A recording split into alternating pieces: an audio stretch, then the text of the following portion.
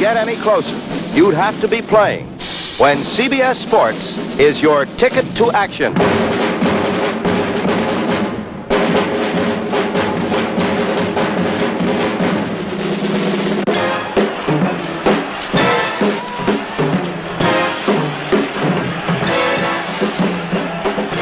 You won't find many empty seats at a National Hockey League game.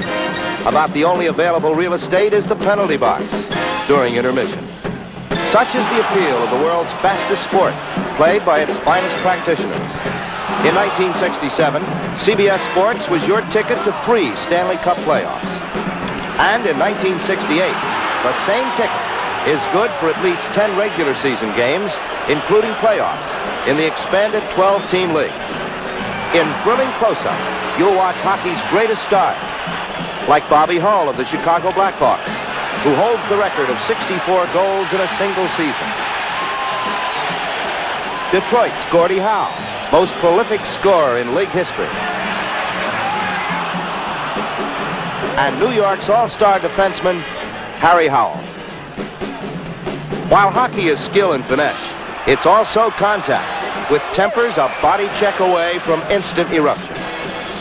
This sort of thing often leads to this sort of thing.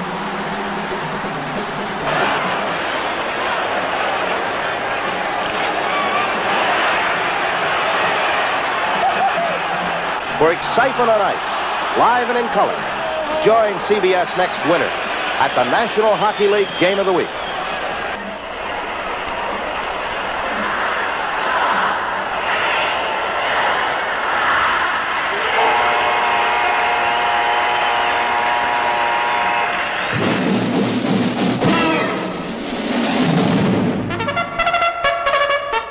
Half these people will hear more than they'll see. But they're at the Derby, and on the first Saturday in May, the place to be is Louisville, Kentucky.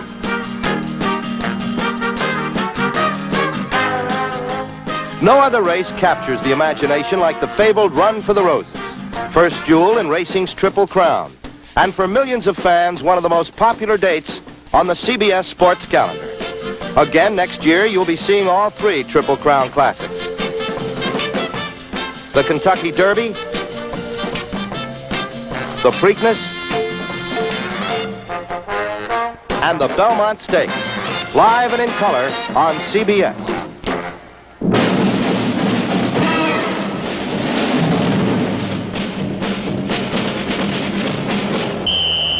This is Wembley Stadium, London, historic shrine of international soccer. And this is Busch Stadium, St. Louis, a brand new showcase for the world's most popular sport. In April 1967, big-time soccer made the American sporting scene when CBS television introduced Coast to Coast, the National Soccer League. 10 superb teams with outstanding players and coaches from around the globe. Since that April Sunday, the National Soccer League has shown millions of American fans why this great spectator sport draws the biggest crowds in 136 countries.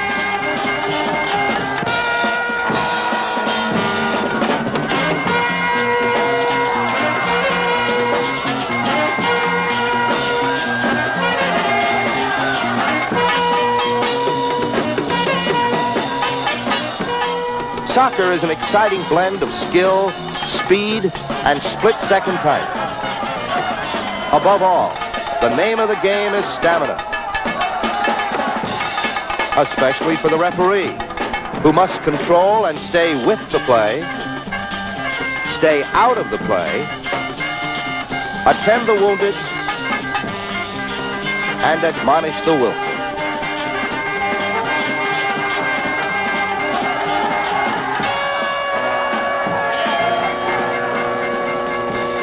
Minutes of continuous action, fast, wide open, and easy to follow. This is soccer, played to perfection by the pros of the National Soccer League, and brought to you on CBS television.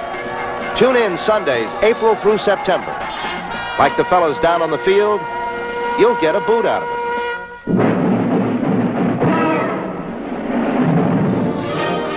History was made at the Masters Golf Tournament this year. During the last 2 rounds, 55 Masters were on the course, but the defending champion wasn't. Shooting for a 3rd straight title, Jack Nicklaus failed to survive the cutoff. In most uncharacteristic fashion, Jack found the going rough.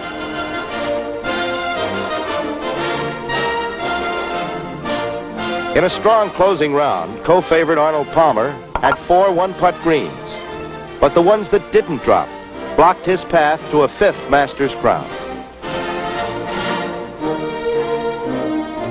54-year-old Ben Hogan gave the gallery its biggest thrill with a fantastic 3rd day 66 as the Iceman set a back 9 record of 30. Sam Snead displayed a unique putting style and tied Hogan at 290. It all came down to the last hole on the last day, with Gabe Brewer clinging to a 1-stroke lead over his playing partner, Bobby Nichols. Here on the 18th green, Nichols needed a birdie putt to tie. He didn't get it. Now, with 2 putts to win, Brewer could afford to play safe, which he did. And the man who was forced into a losing playoff last year came back to win the 1967 Masters with a fine 280. 13 years ago, Gabe Brewer was parking cars at Augusta National. Now he's wearing golf's most prized haberdashery. Follow all the Masters along the CBS Golf Trail at the Carling World Championship, the Canadian Open, and for 3 winter months, the CBS Golf Classic.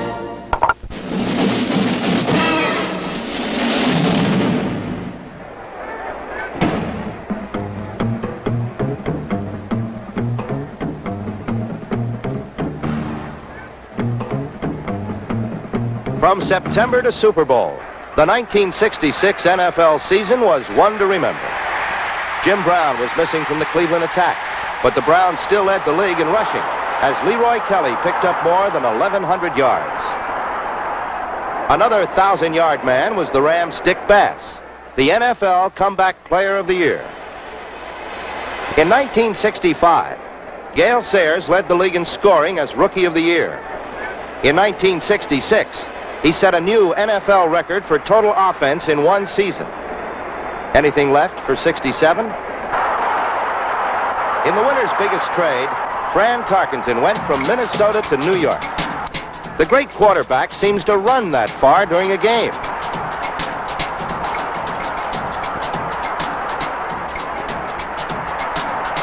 Frequently on a single play, and usually with fine results. Halfback Junior Coffey was an exciting performer in the Atlanta Falcons' NFL debut.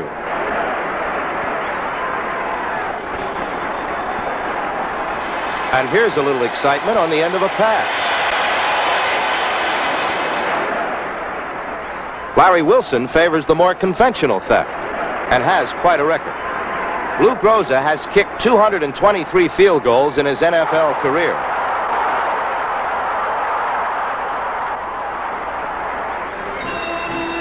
But look what happened to Lou on one he missed against the Philadelphia Eagles.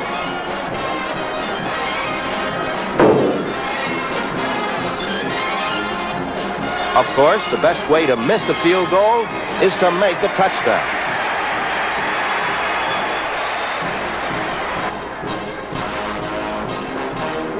Nobody earns his money easily in this league, least of all the pass receiver.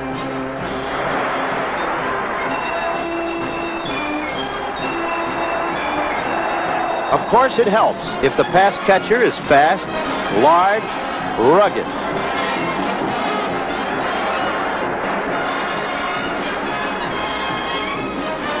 And occasionally, something of a pacifist. In a preseason game, Bob Hayes of the Dallas Cowboys did something you won't see too often. After receiving a Green Bay kick, he ran 84 yards through the entire Packer team without a hand being laid on him.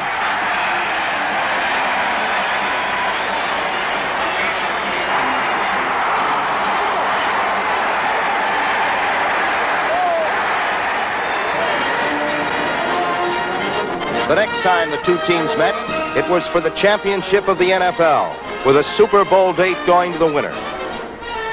The Packers' Bart Starr went right to work, hitting Elijah Pitts for a quick touchdown.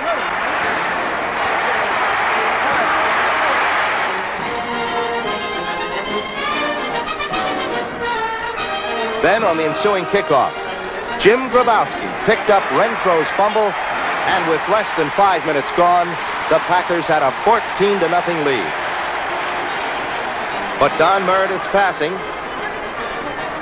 and touchdowns by Reeves and Perkins put Dallas right back in the game.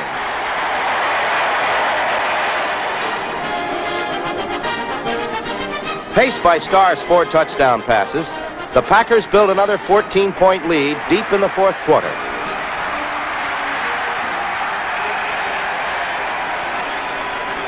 Again, the Cowboys staged a tremendous rally. Meredith's bomb to Frank Clark made it 34-27. And minutes later, with time running out, Dallas had first and goal 4 yards away from a tie. But they never got any closer. At the final gun, the Packers were still wearing their NFL crown and heading for an appointment in Los Angeles. When Green Bay met Kansas City in the first Super Bowl, CBS cameras were there to record the historic showdown between the National and American Football Leagues. At the outset, the Chiefs hardly resembled 14-point underdogs, treating the potent Packer offense in shabby fashion. Then Max McGee teamed with Bart Starr to give Green Bay a 7-0 lead.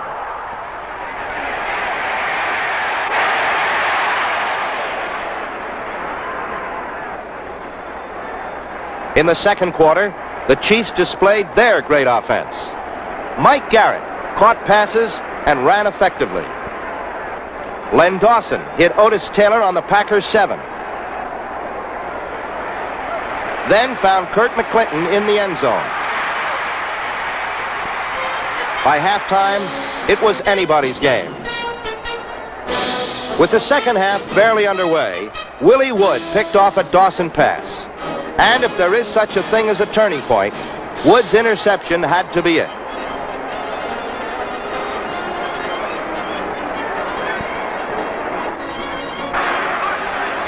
Moments later, Elijah Pitts scored. Then the Packers turned on the blitz. And for the rest of the game, the Chiefs never penetrated their 45-yard line.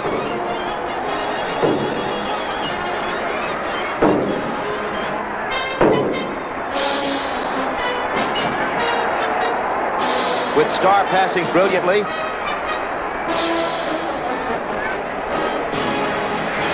and the hard running of Pitts and Jim Taylor, Green Bay wrapped up the undisputed World Championship of professional football. Next January, the Super Bowl will be seen exclusively on CBS. In 1967, the NFL features a brand new 4-division alignment, the debut of the New Orleans Saints, plus 6 great NFL postseason classics, all of which are brought to you by CBS Sports. And on the college scene, it's the Cotton Bowl and Blue-Gray game. This is Jack Whitaker, inviting you to enjoy the best in sports, 52 weeks a year, with your ticket to action. CBS.